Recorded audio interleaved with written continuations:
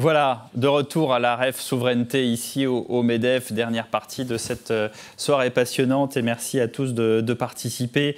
On a fait, j'allais dire l'amont tout à l'heure, on va faire à l'aval maintenant. On a fait ce constat de l'état de la souveraineté européenne, de la souveraineté française aussi par la même occasion. Et maintenant, on va essayer de trouver les solutions, même si elles ont été déjà un peu avancées. Olivier Luanzi est avec nous, associé chez PwC Stratégie, membre du conseil d'orientation de la Fabrique de l'Industrie. Pierre Luzeau, le président et directeur général du groupe Sequens. Alice Pagnier, chercheuse responsable du programme géopolitique à l'Institut français des relations internationales. Et Grégoire de Saint-Quentin, senior vice-président de Preligence. Alice Pagnier, on a effleuré quelque chose tout à l'heure qui vous tient particulièrement à cœur. C'est le fait que nous sommes, et Laurence Boone l'a rappelé, une Europe plutôt prospère, alors qu'on a tendance plutôt à se passer la corde autour du cou assez facilement en regardant les États-Unis et la Chine. On est une Europe prospère et en même temps, il manque des investissements dans cette Europe pour, j'allais dire, faire une chaîne de valeur, c'est-à-dire des grands groupes qui pourraient investir dans des licornes, ou des licornes qui ne sont pas encore devenues des licornes, justement, des pépites françaises, de la start-up. Ces start-up, il y a un modèle français qui, curieusement, est fait qu'il y a une fuite des cerveaux d'un côté, on va vers l'étranger, et puis il y a ces start-up qui, une fois qu'elles sont grandes, elles savent qu'un jour, elles seront vendues, peut-être, ou financées par des fonds étrangers. Ça, c'est des choses que vous observez. Oui, alors à l'IFRI, donc moi je dirige le programme géopolitique des technologies, donc on est spécifiquement concentré sur différents secteurs technologiques.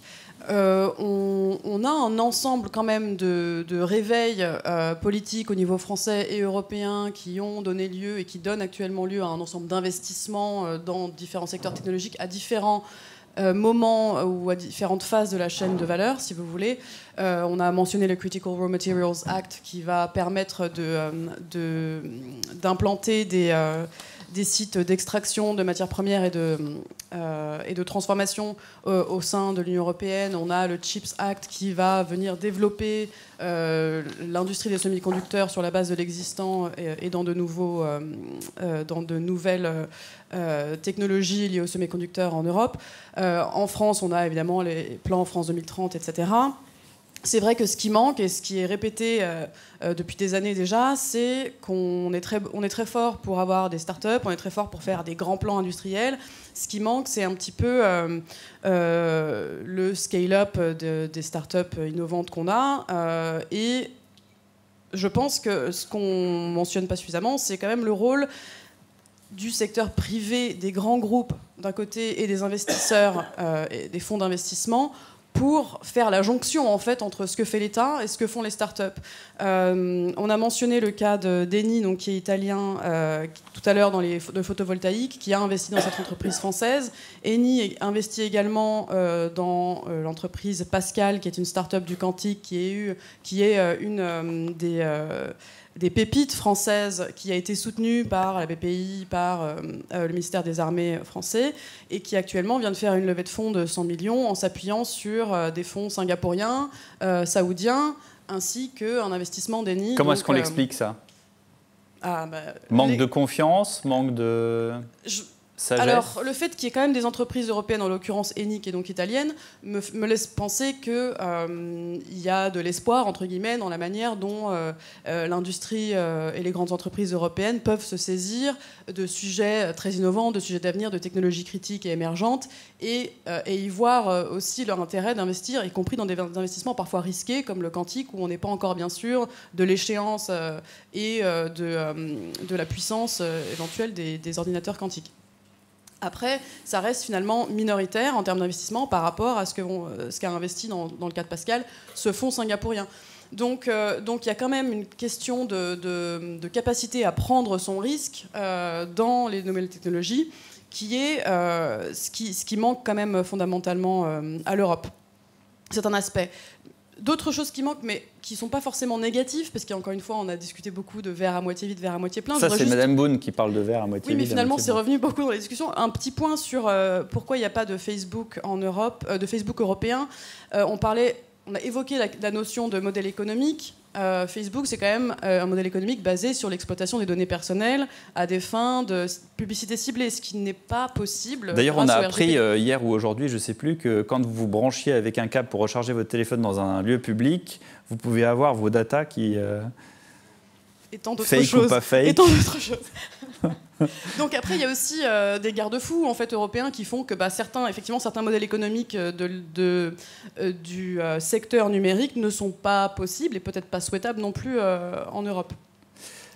Olivier Luanzi, pour compléter ce qui vient d'être dit, et puis d'une certaine manière, vous qui créez des schémas, des prospectives, des perspectives chez PwC, comment est-ce que vous êtes plutôt verre à moitié vide ou verre à moitié plein ? Alors d'abord, bonsoir. Je dirais vers un quart plein. Je suis un peu perturbé par la première table ronde et puis par tous les échanges, parce qu'on a eu des visions un peu filière par filière, mais on n'a pas... Enfin, c'était un peu difficile, je vais essayer de faire un peu une vision d'ensemble.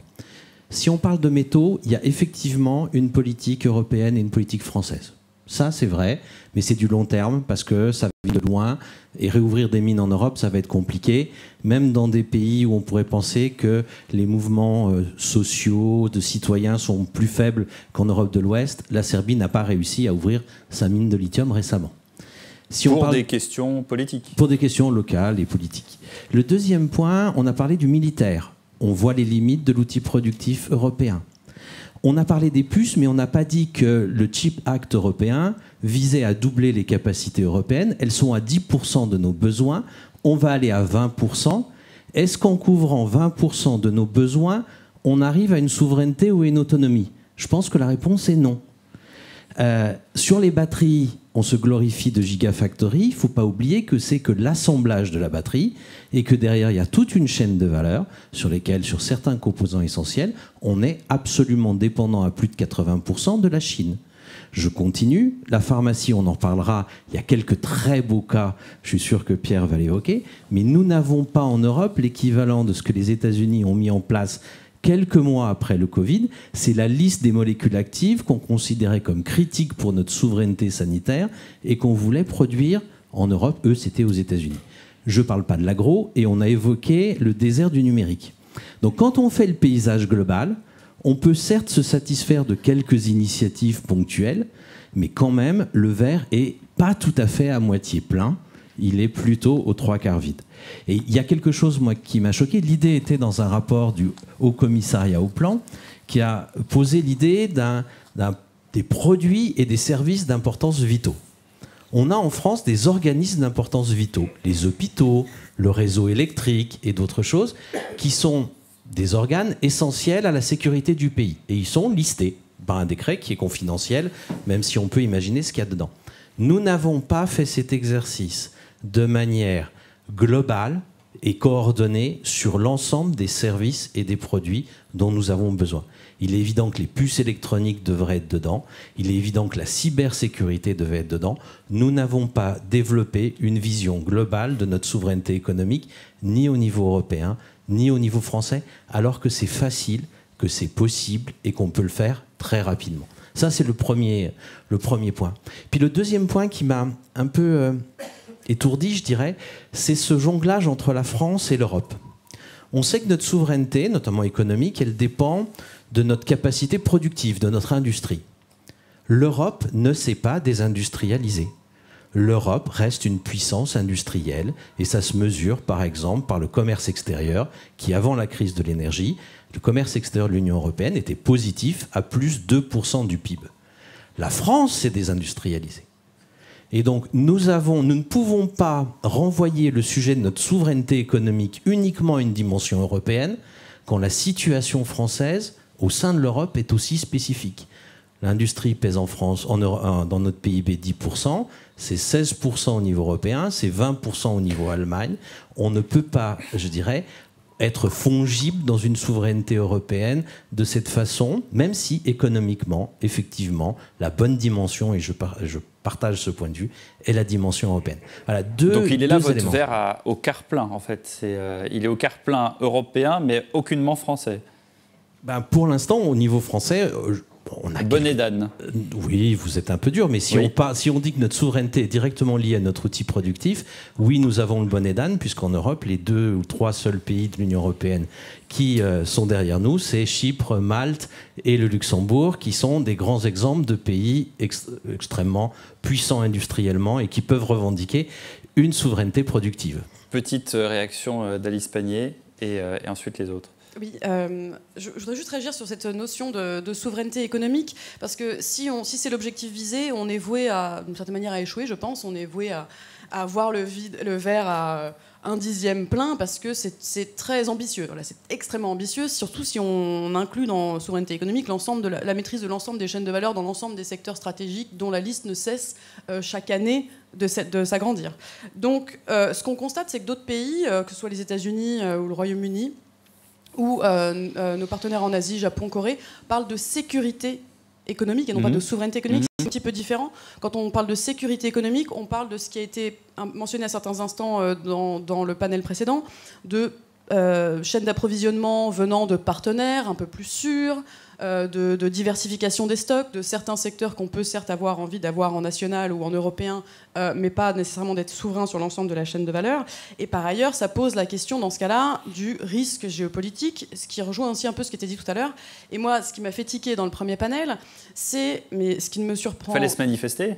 Mais je me suis manifestée visuellement, mais j'étais dans mon coin quand même. Voilà, je n'allais pas interrompre les discussions. Il fallait. En plus, j'ai la chance d'avoir la parole. Maintenant, c'est qu'en fait, on a quand même un petit peu une obsession américaine en France. Tant et si bien que ça peut parfois nous aveugler, en tout cas dans le discours, en apparence, mais je pense que le discours reflète la pensée, nous aveugler sur les vrais risques, les vrais dangers. Et on a mentionné la visite du président Macron à Taïwan. Accessoirement, il y a eu... Non, en Chine. En Chine.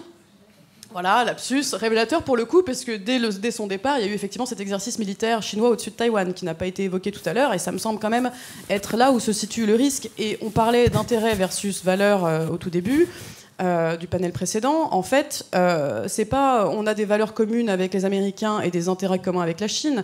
On a des intérêts très divergents avec la Chine, ne serait-ce que sur la question de Taïwan, parce que notre intérêt économique, aussi bien que sécuritaire, est en jeu, et c'est pas uniquement une question de valeur.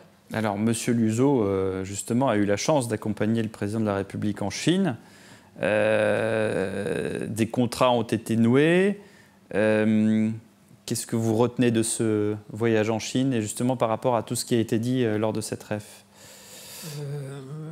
Premier sujet, c'est que ça repose on va dire la réaffirmation de l'Europe comme une troisième voie, ce qui est évidemment essentiel. La deuxième chose, c'est que ça reposait dès lundi le sujet de la stratégie européenne et de son autonomie. Et ne serait-ce que pour ça, au moins, le débat, et on y est aujourd'hui, a été replacé au centre. Maintenant, c'est vrai qu'on a peu parlé de la Chine. C'est probablement, dans l'alpha et l'oméga, le sujet le plus important, finalement. La Chine, ça fait un certain temps qu'on n'y était pas allé, nous, industriels. Après le Covid, on remarque 3 choses.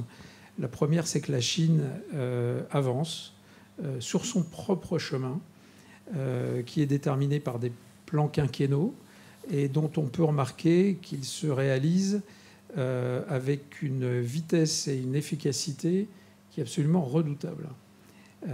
Et encore une fois, ce n'est pas une démocratie, donc on peut décider et faire. Et c'est ce que font les Chinois. Donc la Chine avance. Elle se refocalise par ailleurs sur son marché interne. Elle a un marché qui est gigantesque et qui lui permet de faire ceci. Troisièmement, on remarque qu'elle met tout le service de son administration et du Parti communiste qui est, on va dire, derrière le rideau pour mettre en place des réglementations, des blocages pour régir son économie. Et nous, on regarde ça avec inquiétude parce que, par ailleurs, la Chine ne peut pas se passer aujourd'hui d'échanges économiques. Pourquoi ? Ils ne peuvent pas, tout simplement parce que pour de nombreux secteurs stratégiques, ils ont besoin du reste du monde sur l'agriculture et leur alimentation, ils ont 15% d'autonomie, tout le reste vient de l'extérieur. Sur les semi-conducteurs à Taïwan, donc je pense qu'une des raisons pour laquelle ils n'y sont pas encore, c'est probablement ce fait-là. Et que donc ils ont encore besoin de relations économiques. Ils se veulent probablement plus l'usine du monde, mais en revanche, de facto, ils ont besoin d'exporter et ont besoin des relations économiques avec nous. Donc je pense que c'est une certaine chance pour l'Europe que d'éviter de se trouver pris entre deux blocs. On n'a pas besoin de choisir. On peut tirer parti à la fois des États-Unis et de la Chine en tirant parti d'une Europe plus forte et d'utiliser le moment pour recouvrer en autonomie stratégique. Donc on a la possibilité de resserrer l'étau en se disant voilà, nous, voilà ce que l'on propose. Et j'évoquais tout à l'heure en début de conférence avec Geoffroy Roux de Bézieux qui n'était pas d'accord avec moi, on allait revenir sur le protectionnisme. Vous pensez qu'on pourrait doucement aller vers cette voie-là? Non, je pense que la globalisation, elle s'impose. La vaste majorité des échanges se font entre zones, mais point trop n'en faut. Quand vous savez que 80% des principes actifs sur un sujet que je connais bien se trouvent en Asie, en particulier en Inde et en Chine, qui peut accepter que des médicaments aussi simples que l'amoxicilline ou le paracétamol ne soient plus fabriqués en France et en Europe? C'est aussi simple que ça. Mais qui a inventé la formule? Qui a inventé la formule? Ceux qui ont... Et je pense qu'on peut se regarder malheureusement dans la glace avec un petit peu de honte. On a laissé partir toute notre industrie pour des raisons de coût. Nous, en tant que citoyens, avons décidé que le prix des médicaments génériques devait baisser et que ça s'est fait au détriment de l'industrie. On peut prendre ainsi un certain nombre d'exemples. Donc il n'y a pas que la globalisation heureuse qui nous a entraînés vers ça. Il y a aussi des décisions politiques prises il y a 25, 20 ans qui sont la résultante de ce qu'on vit aujourd'hui. Donc il est temps de revenir à minimum. Alors prenons un exemple très simple. C'est la pyramide de Maslow. On a besoin d'avoir des besoins essentiels et de les couvrir. On a des besoins de sécurité. Déjà, essayons de nous focaliser sur cela. Au moins, nos citoyens nous en seront. Grégoire de Saint-Quentin, justement, par rapport à ce qui vient d'être dit, et sur la tech notamment.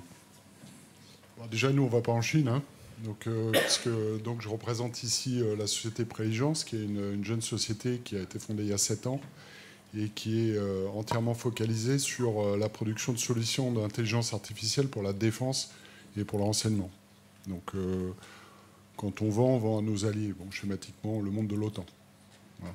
Quand on vend à l'extérieur, et on est aujourd'hui, évidemment, depuis le départ, sous contrat avec le ministère des Armées en France, qui a permis l'émergence de cette jeune société depuis 7 ans. Et donc, ce que j'entends, moi, c'est que finalement, depuis tout à l'heure, il y a une forme de possibilité d'équivalence, en tout cas dans votre intervention, entre l'Europe, la Chine, les États-Unis. Ce que je vois, moi, dans les solutions d'intelligence artificielle appliquées à la défense, qui sont absolument cruciales. C'est d'ailleurs pour ça que j'ai rejoint cette société, pour les opérations de demain. Et on le voit se dessiner, la guerre du futur commence à se dessiner en Ukraine, en dépit des images que vous pouvez avoir. Certaines vous font penser à 1914, mais il faut voir que derrière, il y a une couche d'intelligence, de traitement de la donnée qui commence à se mettre en place, de connectivité avec Starlink, et tout le système commence à se mettre en place. Et d'ailleurs, j'ai coutume de dire que si on laisse faire encore, l'industrie du software ukrainien sera très bon dans tous les domaines de la défense d'ici 2 à 3 ans. Et déjà aujourd'hui, je pense qu'ils prennent une avance considérable. Bon, c'est un prix qui paye cher, et je pense qu'ils préféraient être moins bons, mais le fait est. Et donc, ces solutions qui sont absolument vitales, si vous voulez, les États-Unis l'ont parfaitement compris, et ils s'estiment, eux, en retard vis-à-vis de la Chine sur cette question-là.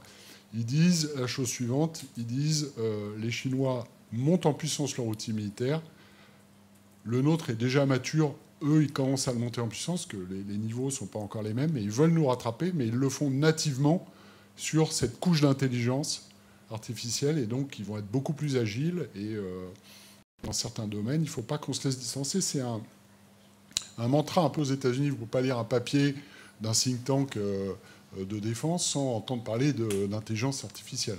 Voilà. Et puis ils mettent des budgets derrière. Les chiffres de 2020, c'est 20 milliards de dollars. Bon, ils ont un budget entre 700 et 800 milliards. Hein, donc, mais 20 milliards de dollars, c'est déjà un bel effort.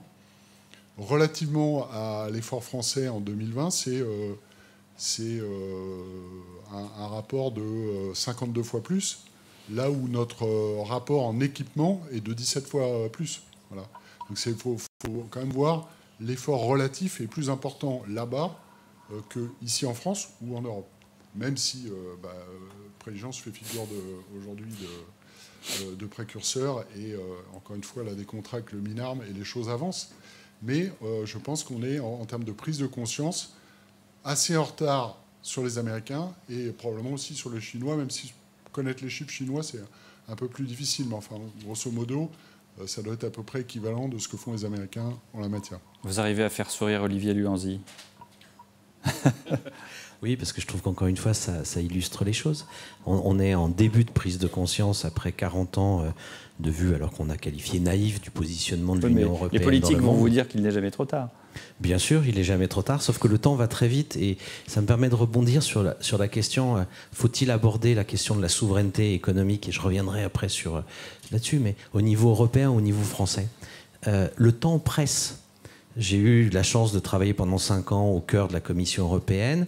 C'est un univers de diplomatie, monsieur l'ambassadeur. Ça veut dire de compromis, ça veut dire de temps. C'est une valeur incomparable, mais c'est pas une valeur qui permet de décider très vite. Alors on a le contre-exemple des paquets de mesures contre l'Ukraine, mais globalement, sur des sujets de souveraineté économique qui mettent face à face des États membres qui n'ont pas les mêmes intérêts. L'Allemagne ne peut pas avoir les mêmes intérêts avec 20% d'industrie dans son PIB que la France avec 10%. On va arriver à se mettre d'accord, mais dans combien de temps ? Et le temps presse, comme cela vient d'être indiqué. Donc oui, pour une politique européenne de souveraineté, mais ne négligeons pas, dans un premier temps, parce qu'il faut aller vite, de semer des graines au niveau national. Et c'est un Européen convaincu qui vous dit ça, qui a fait son premier poste de fonctionnaire en décidant d'aller à Bruxelles comme un choix intime. Ça, je pense que c'est absolument clé et qu'il ne faut pas, encore une fois, renvoyer le sujet de la souveraineté au niveau européen parce que nous n'en avons pas les outils de gouvernance avec la rapidité qui est nécessaire. Et l'autre point qui est souvent évoqué dès qu'on parle de souveraineté, c'est « Ah, vous voulez être en autarcie ». Alors, je vous caricature, ce n'est pas du tout ce que vous avez dit, mais je n'ai pas dit non plus du tout qu'il fallait relocaliser toutes les chaînes de valeur. La France, c'est 3% du PIB mondial. L'Europe, c'est 16%. Je pense que même l'Europe va avoir des dépendances fondamentales. La question, ce n'est pas d'être autonome, c'est de savoir quelles sont nos dépendances et de les choisir. Et choisir les dépendances qu'on aura et les souverainetés et les indépendances qu'on aura. Ce débat-là est un débat de société que nous n'avons pas eu. Pierre vient de citer la question de la pharmacie. Je veux dire, on a découvert avec l'amoxicilline, je dis on, c'est les citoyens français, que sur un produit de base, une antibiotique de base, nous n'avions pas eu les capacités de production. Est-ce que c'est un choix qui a été proposé, je dirais, aux citoyens français ? Je ne le pense pas. En tous les cas, ce débat n'a pas eu lieu. Aujourd'hui, on pourrait le réintroduire et refaire ce débat sur, effectivement, quels sont les biens et les services essentiels, la base de la pyramide de Maslow, sur lequel nous voulons une sécurité d'approvisionnement. Alice Pagnier. Oui, merci beaucoup. Je m'excuse par avance, je devrais quitter le panel avant la fin. On terminera avec vous. Ne vous inquiétez pas. Non, mais je voulais juste revenir un petit instant sur cette question de la temporalité, parce qu'effectivement, c'est clé pour toute cette discussion. En fait, on ne l'a pas vraiment défini, cette temporalité. Depuis le début, on parle parfois de choses très court terme et parfois de choses qui vont se dérouler sur une dizaine d'années. Et c'est d'ailleurs, pour revenir un micro-instant sur les propos du président de la République en Chine, ou à son retour de Chine, c'était un peu tout le fond de sa pensée, c'était laissez-nous le temps de devenir plus autonome sur le plan industriel, entre autres, avant de vous faire la guerre autour de Taïwan. Bon, ce qui est un petit peu autocentré comme argument, mais il y a un fond de vrai là-dessus, c'est qu'effectivement, on n'est pas prêt à devoir interrompre le commerce avec la Chine ou l'accès aux semi-conducteurs taïwanais. Simplement, quelque chose qu'il faut dire, c'est qu'on peut peut-être choisir ses dépendances, oui, sur l'avenir, mais on ne choisit pas les points forts qu'on a déjà maintenant. Sauf qu'on a peut-être tout intérêt à s'appuyer sur les points forts qu'on a déjà. Si on se penche à l'échelle de l'Union européenne, on se lamente qu'il n'y a pas de Facebook européen, mais il y a un ASML européen. Or, qu'est-ce qui est le plus important fondamentalement dans l'économie mondiale aujourd'hui? Est-ce que c'est Facebook, qui est donc une plateforme numérique qui peut être réinventée, transformée? Maintenant, c'est même plus Facebook qui est majoritaire, c'était Instagram, et puis maintenant c'est TikTok. Donc en fait, Facebook est déjà out. Par contre, ASML, qui fabrique des machines lithographiques qui servent à fabriquer des semi-conducteurs, est le leader mondial avec une part de marché de 100% sur les machines à ultraviolet les plus avancées. Et ça, c'est les États-Unis qui dépendent des décisions européennes sur les machines, c'est la Chine qui dépend de ces machines européennes, c'est Taïwan qui dépend de ces machines européennes, etc. Et ça, le grand public ne connaît pas ASML. Le grand public connaît Facebook et ne connaît pas ASML, alors que c'est nettement plus stratégique. On vous laisse partir. Merci Alice Panier. Grégoire de Saint-Quentin voulait justement rajouter. Oui, je vais réagir. C'est intéressant parce qu'en fait, par un peu la synthèse, moi ce que je comprends, c'est qu'en fait, il faut avoir des dépendances réciproques et il faut être à peu près symétrique. Alors que vous ne pouvez pas maîtriser toute la chaîne de valeur, notamment sur toutes ces nouvelles technologies. Même les Américains, ça vient d'être dit, ne maîtrisent pas tout, y compris l'entreprise néerlandaise qui fait ASML, qui fait les bons outils pour tracer les bons semi-conducteurs. Mais aujourd'hui, on est clairement, en tout cas sur le domaine qui est le nôtre, chez Préligence, c'est-à-dire sur l'IA en général, on n'est quand même pas en symétrie avec les Américains. On est en asymétrie, même si on a ASML pour traiter. Aujourd'hui, le modèle ChatGPT, il n'a pas pu être fait ailleurs qu'aux États-Unis. Voilà, parce que il y a d'abord des investissements énormes, des semi-conducteurs que seuls les Américains fabriquent et qui ont pu, avec une puissance de calcul extrêmement importante, faire ce modèle. Donc, il faut choisir nos dépendances et admettre qu'effectivement, on ne peut pas toujours avoir que des financements européens ou français, avoir que nos usines ou nos centres d'études uniquement en France, mais qu'en tout cas, d'un point de vue de la souveraineté, nos entreprises souveraines et en tout cas régaliennes, celles qui travaillent les données pour le ministère des Armées, donc quelque chose qu'on ne peut pas sortir de France, reste majoritaire dans nos ressources. Pierre Luzeau, pour réagir à ça. Pour réagir, je suis désolé de revenir à la pyramide de Maslow, mais je pense que c'est un point fondamental. Monsieur l'ambassadeur a parlé beaucoup de sécurité. Il faut la couvrir, cette sécurité, et les besoins essentiels que sont je me nourris, je me loge, je me chauffe. C'est quand même la base. Et lorsqu'il arrivera à quelque chose, et on ne l'espère pas, mais de plus critique, il faudra être capable de faire face.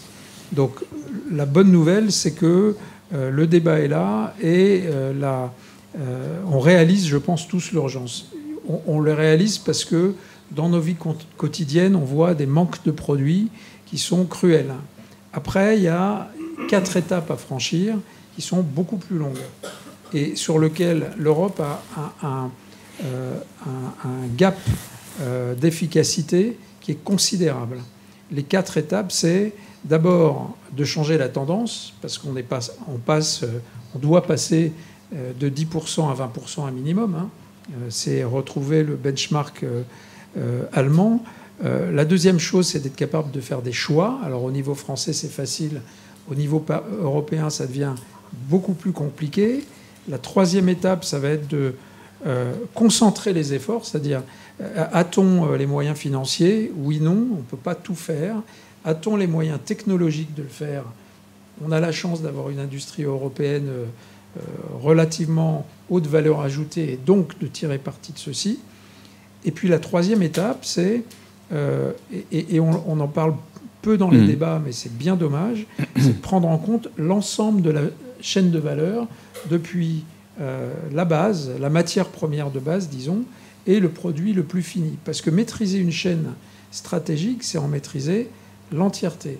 Et quand vous regardez les modèles américains ou chinois, pour prendre ces deux-là, ne s'embarrassent pas de ces étapes-là.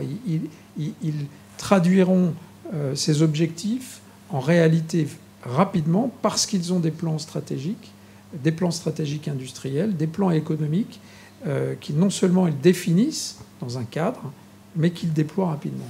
Et je pense qu'on a un vrai sujet de vitesse d'exécution. Je me demande même d'ailleurs si un jour, avec l'Europe, on sera capable d'aller aussi vite. Un mot de conclusion, Olivier Luandi, et ensuite Grégoire de Saint-Quentin.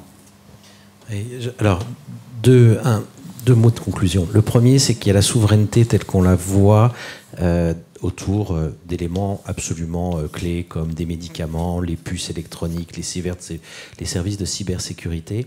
Je pense que dans notre réflexion collective, on sous-estime le poids de ce qui a été mentionné également par Pierre, c'est les petites choses du quotidien qui manquent aux citoyens. C'est-à-dire que la souveraineté, c'est une réalité économique, mais c'est aussi un état d'esprit.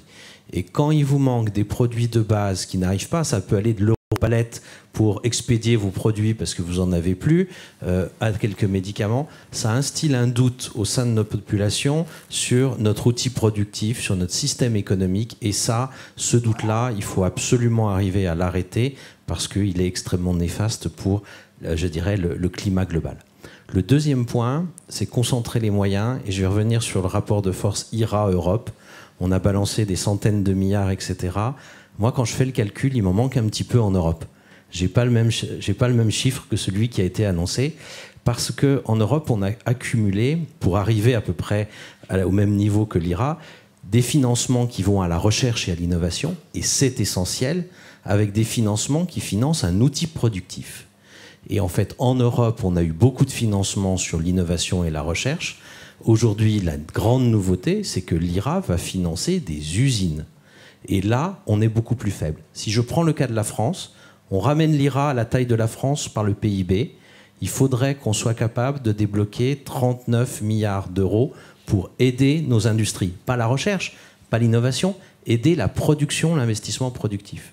Et si on prend en France 2030, il y a entre guillemets que 17 milliards qui sont liés à l'investissement productif. Il en manque 22, la moitié.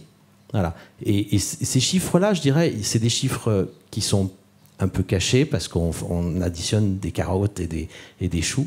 Mais la réalité, c'est que nous n'avons pas aujourd'hui mis en face de l'IRA la réciprocité de moyens qui serait pas du protectionnisme, mais juste de la réciprocité.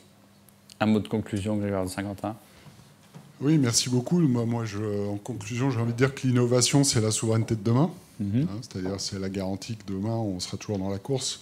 Voilà. Donc, ces questions d'intelligence artificielle se sont posées depuis quelques semaines vraiment devant le grand public, avec évidemment tout un tas de questions éthiques, d'emploi, etc. Mais pour participer au débat, il faut soi-même être capable d'être innové dans ce secteur-là. Donc, vous allez faire plaisir à la tech française qui est...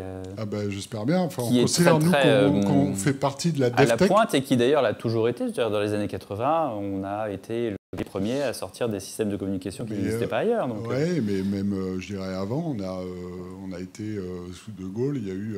mais le problème, c'est que c'est la méthode qui doit changer. C'est-à-dire que je pense qu'à l'époque de De Gaulle, c'était très centralisé, et on a fait Airbus et plein d'autres choses en européen ou simplement en français, le nucléaire, etc.